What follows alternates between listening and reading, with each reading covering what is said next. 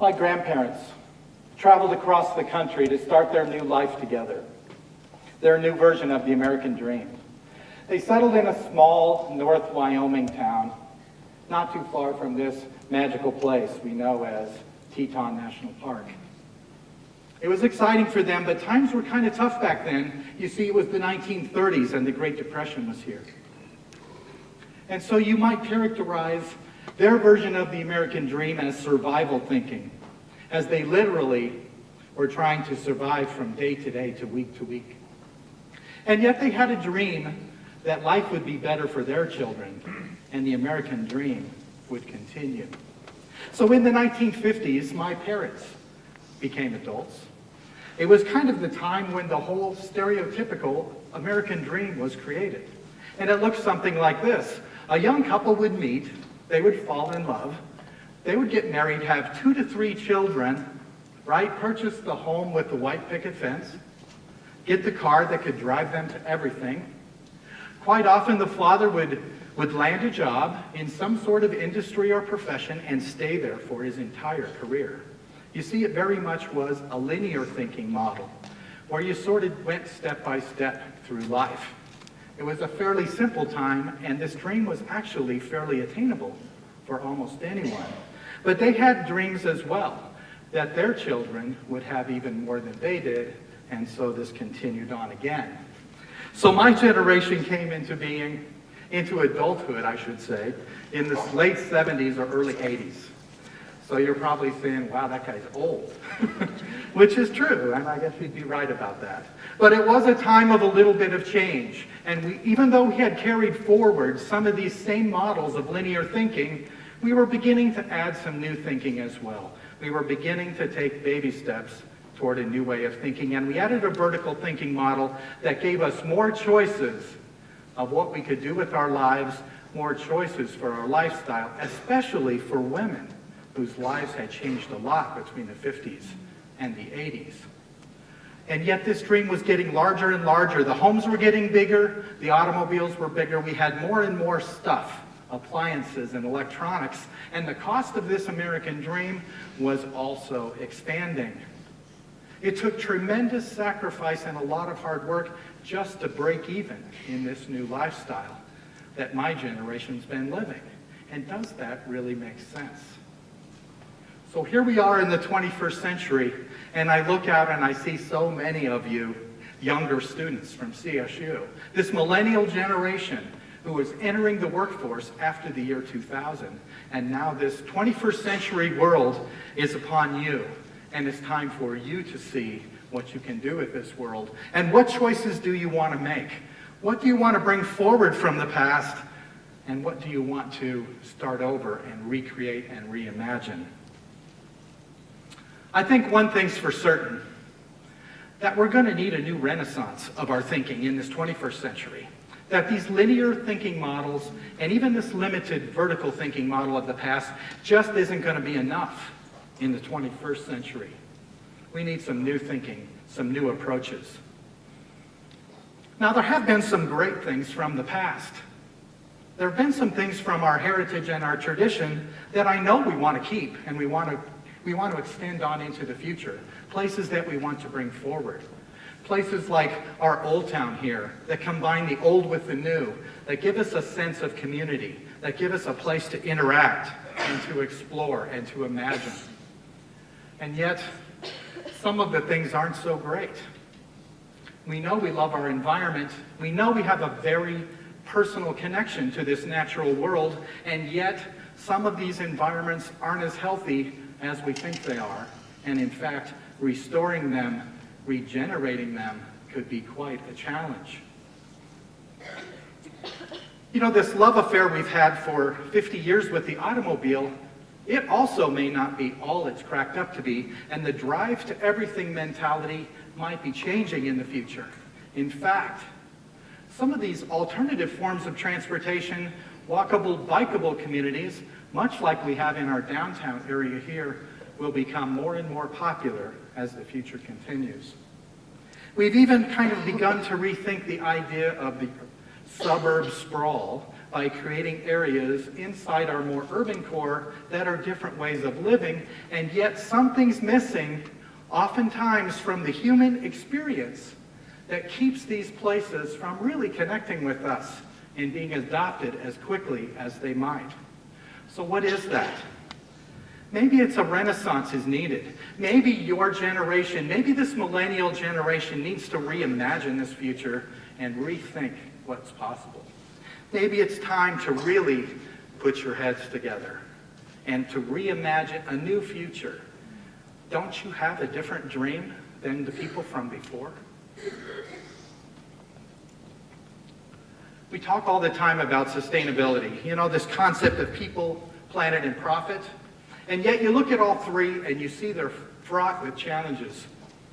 Too many people in some places, too few people maybe, even in others. A planet that's struggling with its environmental health, with clean air and clean water, with enough food to go around, as we've heard earlier. Global economic systems that certainly have some troubles ahead. Is that really enough to talk about sustainability? Do we want to sustain this world into the 21st century? Maybe we need to wake up from this coma that we've been in. Doesn't it kind of feel like we've been asleep for about a couple decades? And maybe it's time to start to rethink everything, to envision a new kind of thinking. One that embraces a better vision, that thinks about becoming more restorative, about regenerating, and certainly one that encompasses experiential environments. Environments that connect to each one of us deep down in our heart and soul, to our personal ethos, to what makes us tick. I would purport that we need a new kind of thinking around this idea of experiences that combines not only a new look at how we think about experiences, but the other thinking styles of the past, and puts them all together in a unique new way that we call spiral thinking. And here's kind of how this works. This has been a life study of mine, and I'm kind of passionate about it, so excuse me for a second.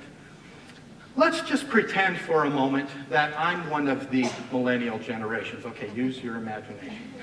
All right? And I'm getting ready to explore my dreams for the future.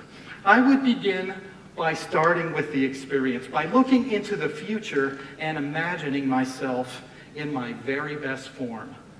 What would be the perfect world to me? How might I like to live there? What kinds of things would I like to do? What kind of work life would I have that would connect my passion and my purpose to something meaningful that mattered to me? What kinds of recreation would I have? What would education be like for my kids in the future? To imagine this perfect world, only then can we go back to the beginning and start to craft a dream, an abstract plethora of ideas that could all point us toward that experience. Here's where we can dream big without judgment. We would then take all those ideas we've developed in Dream, and in Imagine, we would start to explore which of those ideas make the absolute most sense for us. Which ones rise to the top, connect with us personally, pass the research test, the common sense test that we heard about from Temple earlier. And we would take those wonderful best ideas and move them into design, where now we can start to use some of those other thinking styles, that vertical thinking style that allows us to explore solutions and strategies to make these ideas implementable, to make them come to life. Only then can we use the linear approach of implementation so we can stage these ideas and put them into practice. And before you know it, the experience will have come true. I learned this model studying some of the world's most creative and inventive companies over the last 30 years. And I knew it worked for these really creative organizations like the Disney Company. But I wanted to see if it could work for everyone. And so we even implemented it in a local elementary school, from kindergarten through 5th grade. They've had a year with the model, and I can tell you the students are flourishing. Their functional creativity is off the chart, and so are their test scores, which are going through the roof. So not only can CEOs do it, but actually maybe more importantly, elementary schools can do it as well. I've spent my life exploring this kind of thinking because I never knew exactly what I wanted to do when I was going to grow up, and I probably still don't. And I wanted to explore a lot of different things. So I used this kind of thinking strategy to allow me to become a professional musician and tour with some of the world's most amazing musical artists all over the United States, to record with them, to do movie soundtracks with them. I used this kind of thinking to allow me to become a master planner and work with organizations that wanted to rethink the way cities worked and downtowns worked. I even got to work on Old Town the first time. I am old. I worked on theme parks. I even got to design a city from scratch with a team, and there's more than 75,000 people living there today. I used the same kind of thinking to become a marketer and a television producer, and got to produce about 500 programs, including working with companies like Disney and PBS. I used it to create a nonprofit foundation to connect about 80,000 kids from around the world in helping to discover what their dreams were for the future. And now I'm using it to help companies reimagine who they can be, what they can do, how they can reinvent their cultures, and how they can bring a new experience to markets like healthcare and recreation and sustainability and arts and entertainment. So if I can do it, anyone can. If I can explore a breadth of things like that, imagine what you can do. I can tell you it can happen. But you have to stop and think to make it work. It doesn't just come naturally. It wasn't easy for me to do those things. I had to think about it, and I had to use the process, but it can be done. Tom Peters is a wonderful business guru, kind of crazy and irreverent. He talks about this idea of destroy and reimagine. I don't know that I'm a huge fan of destroy, but I'm a huge fan of the concept of reimagine. And in fact, I love the power of that word to refresh and rejuvenate, to restore, to reinvent, to rethink. I certainly think we need to rethink the idea of sustainability, because I don't think we're going to make much progress in this people, planet, profit issue until we add a different kind of human experience to the equation. And why am I harping so much on this experience word? Because you see that when we have a fantastic, wonderful experience, it connects to us individually. It connects to each one of us personally. It creates memories, and these memories have the power to transform our behaviors. So they're incredibly important. So if you're really serious about this greener generation idea, we better start crafting human experiences that are greener. These experiences that are so compelling, so inspiring, that they transform not only our intellectual thinking, but our behavior. Our behavior about how we interact with the environment, about how we create our work life, about the kind of ways we give back to society, about how we educate our children. It's only through these experiences that these behavior changes can occur. So will you have the audacity, the courage, and the willingness to take a leap of belief? You know, I look at this fishbowl, and this poor fish is swimming round and round. She may be sustaining, but if she just had the goal of getting out of that situation, if they had the courage to swim to the top as fast as possible, they could leap into a whole new blue world of possibilities.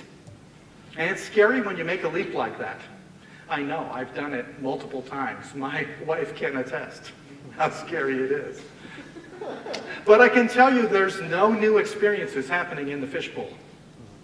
That there is nothing new happening there. So can you envision a better world? Can you envision your better world? Can you see it? Can you feel it? Can you experience it as if it is here? Because if you can, I'm here to tell you, you can make it so. Will you be the ones who open a door to a whole new world of 21st century experiences? Will you recreate the way we live and work, the environments in which we get together? Will you rethink how we connect to our natural world? Will you reimagine this? Will you find new ways to entertain and inspire a community of people around you and to educate our children in the future?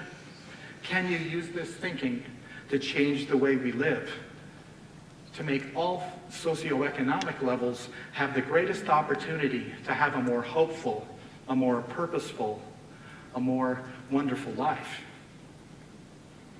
I think you can. I guess you could leave it to chance, right? You could play rock, paper, scissors with the world.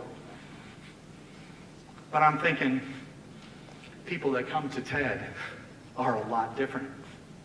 That they will have the courage to find the best things from the past and take those with them and make a leap of belief into this future world of tomorrow, to look for something really special, so that wonderful places like this are still around for your children and their children's children's children. Thank you.